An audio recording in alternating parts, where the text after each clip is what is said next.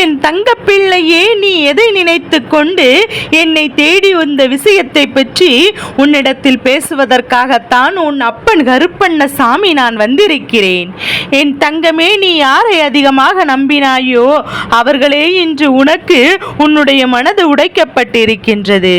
நம்பிக்கை துரோகத்தை உன்னால் தாங்கிக் கொள்ள முடியவில்லை என்று என்னிடத்தில் இன்று நீ நின்று கொண்டிருக்கின்றாய். உனக்கு நம்பிக்கை துரோகத்தை செய்தவர்கள் உன்னுடன் இருந்தவர்கள் அல்லவா? நீ எந்த அளவிற்கு அவர்கள் மீது அன்பு வைத்திருக்கின்றாயோ அந்த அன்பினை அவர்கள் இப்போது தவறு என்று நினைக்கின்ற அளவிற்கு துரோகத்தை செய்துவிட்டு சென்று விட்டார்கள். ஆனால் என் பிள்ளையே, இப்போது அவர்களின் நிலை என்னவாக இருக்கிறது என்பதையும் நீ தெரிந்து கொள்ள வேண்டிய சூழ்நிலை இப்போது வந்து விட்டது. அதற்கு காரணம் அவர்கள் செய்த துரோகத்தை நினைத்து நினைத்து நீ அதிக மனவேதனை அடைந்ததோடு மட்டுமல்லாமல் நிச்சயமாக உன்னுடைய வாழ்க்கையில் சந்தோஷமான பல நேரங்களையும் நீ தொலைத்து விட்டாய். உன் அப்பன் உனக்காக வந்திருக்கிறேன். நீ உன் கண்ணீருக்கு அதிகமான வேலையும் நீ கொடுத்து விட்டாய். மாறாக உன்னுடைய வாழ்க்கையில் நடவடிக்கைகளும் ஏகப்பட்ட மாற்றங்களும் எந்த ஒரு விஷயத்தையும் உன்னால் தெளிவாக செய்ய முடியவில்லை. இவையெல்லாம் உன்னை இங்கு கொண்டு வந்து நிறுத்தியிருக்கிறது. என் தங்க பிள்ளையே, இந்த வாழ்க்கையே இனிமேல் நமக்கு வேண்டாம் என்று நினைக்கின்ற அளவிற்கெல்லாம் உனக்கு சிந்தனைகள் இருக்கின்றது. என் தங்கமே, இந்த நிலைக்கு உன்னை தள்ளிய அவர்களுடைய நிலை இப்போது எப்படி இருக்கிறது என்பதை நீ தெரிந்து கொண்டால் தானே உன்னுடைய மனதார நிம்மதி அடையும். என் பிள்ளையே, நம்பிக்கை துரோகம் என்பது செய்வதற்கு நிச்சயமாக முன்னால் அதற்கு அவர்களுக்கு எவ்வளவு தைரியம் இருக்க வேண்டும் என்று தெரியுமா? நாம் செய்கின்ற இந்த செயலில் ஒருவருடைய மனது உடைக்கப்படும். அவர்களுக்கு வாழ்க்கையே வெறுக்க வைக்கும். வாழ்க்கையே வேண்டாம் என்று உயிரை மறக்கின்ற அளவிற்கு எப்படியெல்லாம் ஒருவருடைய மனது கஷ்டப்படும் என்று என் பிள்ளை அவர்களால் புரிந்து கொள்ளவில்லை. அவர்கள் மனதில் எத்தனை கெட்ட எண்ணங்கள், எத்தனை கெட்ட இழிவான எண்ணங்கள் இருக்கிறது என்பதையும் எல்லாம் நீ ஒரு முறை சிந்தித்து பார். நிச்சயமாக மற்றவர் மதிப்பிற்கு கூட தகுதி இல்லாத குணங்கள் அல்லவா அவர்கள் கொண்டிருக்கிறது என்பதையும் நிச்சயமாக நீ புரிந்து கொள்ள வேண்டும் அல்லவா? ஒரு நல்ல விஷயத்தை உனக்கு நான் செய்ய சொல்லியிருக்கிறேன் என்றால் இனிமேலும் இவர்களுக்கான தொடர்பு உனக்கு தேவைப்படவில்லை. அவர்களுக்காகத்தான் அவர்கள் இது போன்று உனக்கு செய்திருக்கிறார்கள் என்று நினைத்து நீ சந்தோஷப்பட்டு கொள்ள வேண்டும்.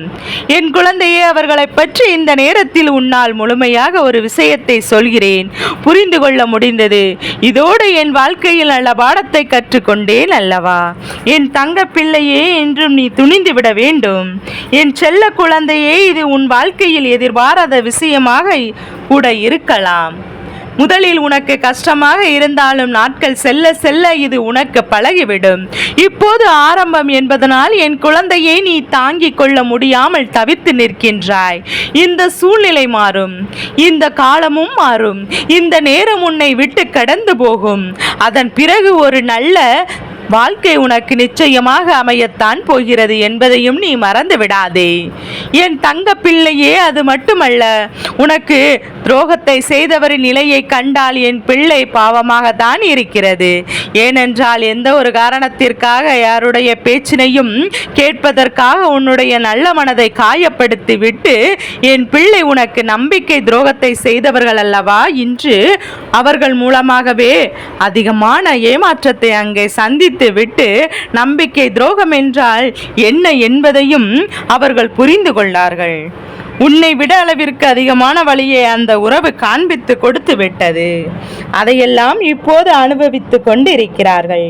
என் தங்க பிள்ளையே, இப்போதெல்லாம் ஒருவர் செய்கின்ற பாவத்திற்கான தண்டனையை பெறுவதற்கு அடுத்த ஜென்மம் வரை காத்திருக்க வேண்டிய அவசியம் கிடையாது. அவருடைய பாவத்திற்கான பலனை இந்த ஜென்மமே அவர்கள் அவ்வப்போதே நடந்து விடுகிறது. அதுவும் என் குழந்தை, இந்த அப்பன் உனக்கு துணையாக நான் இருக்கும்போது உன்னை கஷ்டப்படுத்தியதற்கான வழியையும் அவர்கள் உணர வேண்டுமல்லவா என் பிள்ளையே. அதை தான் அவர்களுக்கு இப்போது உணர்த்தியிருக்கின்றேன். அது மட்டுமல்ல என் தங்க பிள்ளையே, அவருடைய நிம்மதியை அழிவதை உன்னுடைய கண் முன்னே நிகழத்தான் போகின்றது என்பதை நினைவில் வைத்துக்கொள். அப்போதுதான் உனக்கு செய்த பாவத்தின் பலன்கள் என்ன என்பதையும் அதற்காக காரணமாக அவர்களுக்கு அந்த தண்டனை கிடைத்தது என்பதையும் நீ உணர்ந்து கொள்வாய். அவர்களுக்கும் அதை எண்ணி வருந்துவார்கள். என் குழந்தையே, உனக்கு நிச்சயமாக அவர்கள் துரோகத்தையே செய்தாலும் அவர்கள் அழித்துவிட வேண்டும் என்று நீ ஒருபோதும் நினைக்கவில்லை. நீ இரக்க குணத்தோடு அவர்கள் நன்றாக இருக்கட்டும் என்றுதான் சில நேரங்களில் நினைக்கின்றாய். ஆனால் அவர்களுக்கான விதி அப்படி இருந்தால் அதை யாராலும் தடுத்து நிறுத்த முடியாது. அவர்களின் விலையின் பலனை அவர்கள்தான் அனுபவித்துக் கொண்டிருப்பார்கள். இப்போது அனுபவித்துக் கொண்டிருக்கிறார்கள்.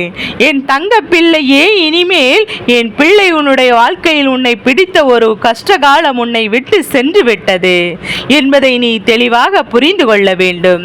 அடுத்தது நீ என்ன செய்ய வேண்டும் என்று நினைக்கின்றாயோ அதை சரியாக செய்ய வேண்டும். இவர்களுடைய எண்ணங்களை எல்லாம் நீ ஒருபோதும் உண்மை என்று ஆக்கிவிடாதே. அவர்களுக்கு ஏற்றார் போல நீ நடந்து கொள்ளக்கூடாது. அவர்கள் என்ன செய்தாலும் சரி என் குழந்தை, உன் வாழ்க்கையில் உனக்கு நிச்சயமாக உன்னுடைய மனசாட்சிக்கு நல்லபடி நீ நல்லதாகவே நடக்க வேண்டும். அது மட்டுமல்ல, உன்னுடைய வாழ்க்கைக்கு அவர்கள் முன்பாக உன்னுடைய வாழ்க்கையில் தலை நிமிர்ந்து கௌரவமாக வாழ்ந்து காட்ட வேண்டும். அவர்கள் உன்னை விட்டு பிரிந்ததும் உனக்கு ஏற்படுத்திய இந்த துரோகத்திற்கும் எத்தனை பெரிய தவறு என்பதை காலம் முழுவதும் அவர்கள் மட்டுமல்ல, அவருடைய சுற்றி இருப்பவர்களும் இதையெல்லாம் சொல்லி சொல்லி உணர்த்தி விடத்தான் போகின்றார்கள்.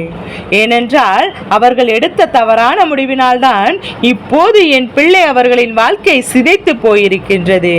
இனி மீண்டும் மீண்டும் அதை சரியாக்குவது என்பது முடியாத காரியம் அல்லவா? அவர்கள் செய்த துரோகம் ஒருவரின் மனதை இழந்த அளவிற்கு வேதனைப்படுத்தியிருக்கும். அப்படி இருக்கும்போது அவர்களுக்கு மட்டும் சந்தோஷம் எங்கே இருந்து கிடைக்கும்? இனிமேலும் நீயாகவே உன் வாழ்க்கை அதிகபட்ச சந்தோஷத்தை அடைந்து நிம்மதியாக இருந்தாலும் அவர்கள் செய்த பாவத்திற்கான பலன் அவர்களுக்கு நிச்சயமாக கிடைத்தே தீரும். இன்று அந்த பாவத்தின் பலனை தான் அனுபவித்துக் கொண்டிருக்கிறார்கள். அதை உணர்ந்தும் நிற்கின்றார்கள். ஆனால் இனிமேல் அவர்கள் செய்து கொண்டிருக்கின்ற தலைகீழாக நின்றாலும் அதிலிருந்து விடுபட முடியாது. உன்னுடைய மனதிலும் நீ அவர்களுக்கு ஒருபோதும் இடம் கொடுத்திருக்க கூடாதல்லவா? ஏனென்றால் என் செல்ல குழந்தையே, நீ தெளிவான முடிவில் இருக்கின்றாய் அல்லவா? இனி எந்த ஒரு சூழ்நிலையிலும் நம்மை ஏமாற்றிய இந்த உறவை நாம் அறவே சேர்த்து கொள்ளக்கூடாது என்பதில் நீ எப்போதும் தெளிவாக இருக்க வேண்டும். இனி யாராலும் உன்னை எதுவும் செய்துவிட முடியாது. நீ நினைத்ததை விடவும் உன்னுடைய வாழ்க்கையில் உனக்கு அதிகமான சந்தோஷத்தை நான் கொடுக்க போகின்றேன். ஒருவேளை உனக்கு நம்பிக்கை துரோகம் செய்தவர்கள் அப்படி செய்யாமல் உன்னோடு தொடர்ந்து பயணித்திருந்தால் கூட நிச்சயமாக உன் வாழ்க்கையானது இந்த அளவிற்கு சந்தோஷத்தை கொடுத்திருக்காது. அப்படிப்பட்ட சந்தோஷம்தான் உன்னுடைய வாழ்க்கையில் உனக்காக காத்து கொண்டிருக்கிறது என்பதையும் நீ மறந்து விடாதே. உன் வாழ்க்கையில் இனிமேல் தான் எல்லாவற்றையும் அடையப் போகின்றாய். நீ நினைத்ததையெல்லாம் நீயாகவே செய்து முடிக்கப் போகின்றாய். இவர்கள் நினைத்ததையெல்லாம் இதை பார்த்து வயிற்றெரிச்சல் பட்டு உன்னை இழந்ததற்காக கதறி அழப் போகின்ற சூழ்நிலையும் இப்போது உருவாகப் போகின்றது.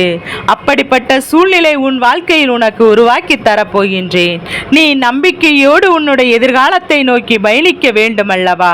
அது மட்டுமல்ல என் தங்க பிள்ளையே, உனக்கான சந்தோஷமானது என்றுமே நிரந்தரமாக கிடைக்கப் போகின்றது.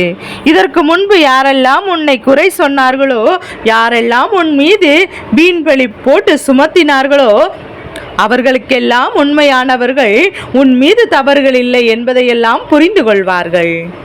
உன்னிடத்திலே மன்னிப்பும் கேட்க செய்வார்கள். என் அன்பு பிள்ளையே, யாராக இருந்தாலும் சரி, எந்த ஒரு சூழ்நிலையாக இருந்தாலும் சரி, ஒருவர் மீது வீணாக பலியினை சுமத்தி ஒரு அவபேரை உண்டாக்கி விடக்கூடாதல்லவா? என் தங்க பிள்ளையே, நீ எப்போதுமே எத்தனையோ துயரங்கள் இந்த வீண் பலியையும் வீண் சுமையையும் சுமந்திருக்கின்றாய். கேட்டுக்கொண்டுதான் நீ எவ்வளவும் கஷ்டங்களோ அத்தனை கஷ்டங்களை எல்லாம் என் பிள்ளை உனக்கு தீர்ந்துவிடப் போகின்றது. அப்படிப்பட்ட ஒரு சூழ்நிலைதான் இனி உன் வாழ்க்கையில் வரப்போகின்றது. என் தங்க பிள்ளையே, அதனால் தான் உன் மீது சுமத்திய பலியிலும் வீண் பேச்சுகளும் பொய் என்று நிரூபிக்க வேண்டிய காலம் வந்துவிட்டது. நீ தன்னம்பிக்கையோடு சுயமரியாதையோடு நல்ல கௌரவத்தோடு இனி வாழ்வதற்கான அத்தனையும் உனக்கு நல்லபடியாக நடந்து முடிய போகின்றது. என் தங்க பிள்ளைக்கு நீ எப்போதும் போல உன்னுடைய நேர்மறையான சிந்தனைகளை கொண்டு உன் வாழ்க்கையில் உனக்கு பிடித்த விஷயங்களை செய்து கொண்டு நிம்மதியாக வாழ்ந்து கொண்டே இருக்க போகின்றாய். அதுவே இந்த அப்பனுக்கு என்றும் மன மகிழ்ச்சியை கொடுக்கும். என் தங்க பிள்ளைக்கு இந்த கருப்பண்ண சாமியின் ஆசீர்வாதங்களும் அன்பும் துணையும் என்றென்றைக்கு முழுமையாக கிடைத்து கொண்டே இருக்கும்.